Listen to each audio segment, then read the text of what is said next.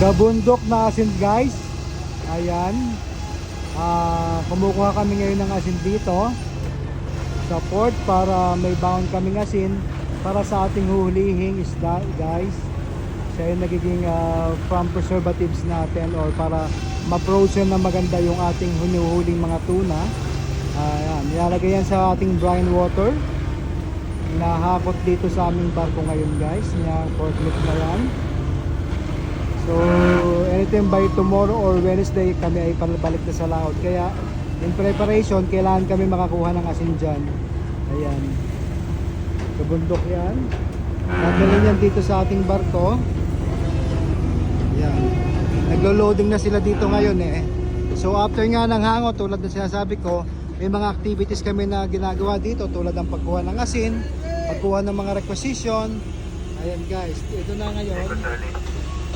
Diretso yun sa aming storage para din muna pasamantalang i-imbak habang hindi pa ginagamit. So ngayon ito yung ating shipmate, bagong kain lang yan kaya medyo malakas-lakas pang katawan yan. Ayan, bagong kain yan guys kaya Wala pang ice cream, nantay pa ice cream. nag-aantay pa ng dessert na ice cream guys. So yun guys, tingnan natin yung mga kaganapan pa din natin dito kasi hindi pa kami makakalis ngayon. Baka mga Wednesday na. Hindi kasi kami umalis ng Martes saka ng Biyernes as tradition. Ayan. Loading ng asin. So ito yung kaning. Yan, storage yan.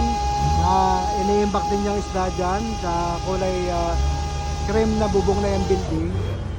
Ito naman yung mga asin natin. Dito naman ang lambatan guys.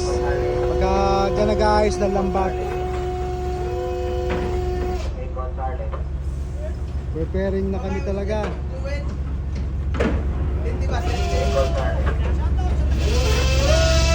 Kaya si Maestro kumakaway. Maingay na naman dito. Ayoko na sumigaw.